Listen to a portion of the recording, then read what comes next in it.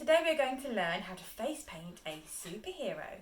So I'm going to get some water on my brush, dab it a little bit, and then I'm going to use a white paint. Now I'm using a thicker brush, but it's just for the eye detail, and actually you can use any brush for this whatsoever.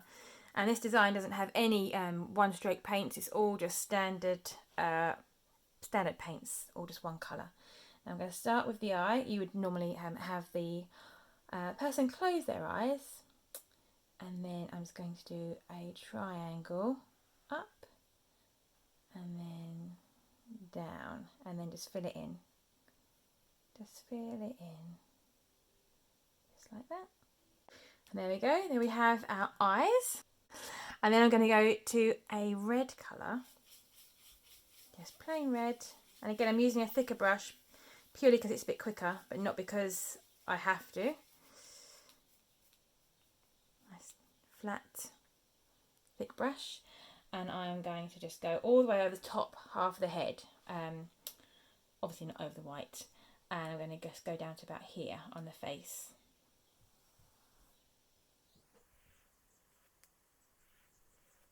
And there we have our red. Now I choose to go slightly further down below the eye.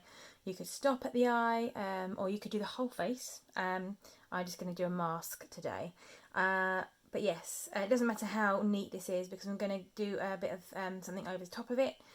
So I'm going to use a stencil today. Now, you may not have a stencil and you don't need to use a stencil. You could just do dots or not do this at all, but I'm going to have some blue on my design, and I never used to have blue on my design until one day a little boy said, "Oh, you've forgotten the blue," and I went, "Oh yeah," thinking, "Oh no, where should I put the blue?"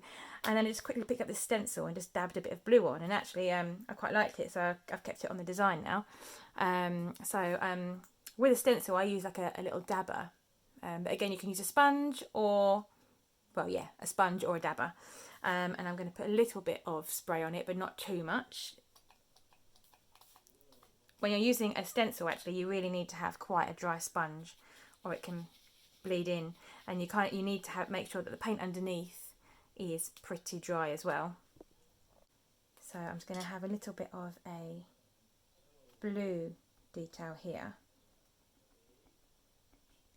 and then I'm just going to do a bit of a triangle. But this changes every time I do it, really.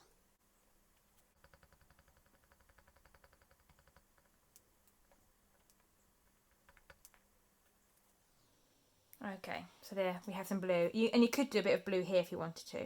Am I going to do it today? Maybe.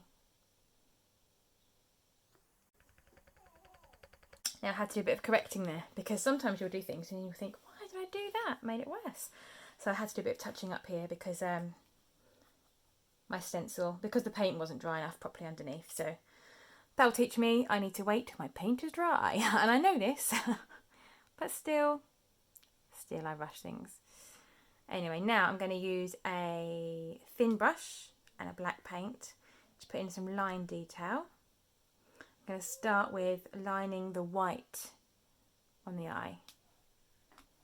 So literally just go around the outside of the white, and now it's quite good if you can start off thin on this, and you can push down to make it a bit thicker, and then to go to a point at the top.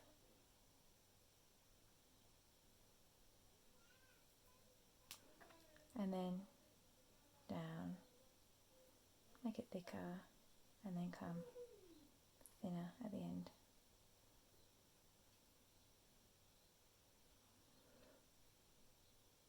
I think I'm having an off day today. Nothing's going quite right. We all have those days, don't we? Beauty is you can always cover things up. You'd never know by the end. So now I'm going to do some more line detail around in the middle of the eyes and around the eyes.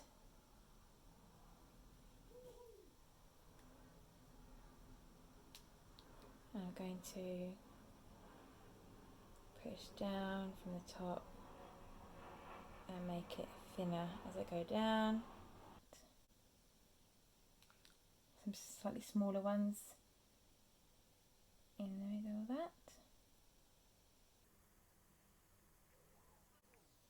And then I'm going to link up the top of the eye there and there. Actually, I don't the other way around. Pressing at the top, go down. I'm going to do 3 at the side.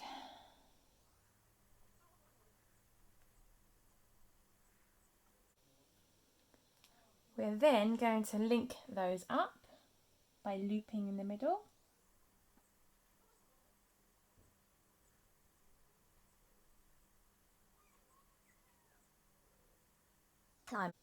And then, for some reason, I'm not quite sure why, but I do like a triangle on the end. Just, I think it finishes off the side a bit better. Like that, you see? So, you could even leave it there if you wanted to. I like to do a little spider in the middle. Now I'm going to get a slightly thicker brush just to start this one off. So I'm going to have it like it's climbing upwards. So I'm going to do the head at the top. So I'm going to do a head here. Just a little circle. And then for the body, I'll leave a bit of a gap between the head and the body. It's a nice big round body. And then I'm going to go back to my, maybe make the head slightly bigger. And I'm going to go back to my thin brush for the legs, and I'm going to, from that gap, go out and then do a small flick there, and again another one with another one, and then just out and flick, and then out again and a flick, flick, and again for the bottom, flick, flick,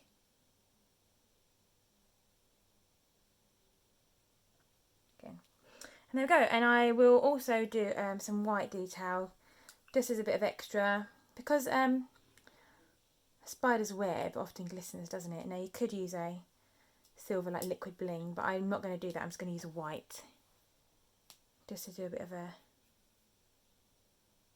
popping detail. Again, just a thin brush.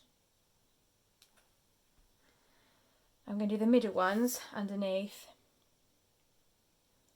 And this doesn't have to be perfect. Usually this is the last thing I do on the design, and it can be quite quick that I quickly do this, especially if I've got a line of people waiting.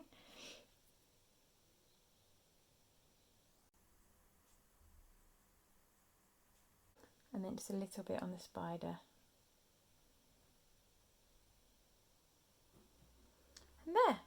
And there we have our superhero. Thank you for watching. Bye!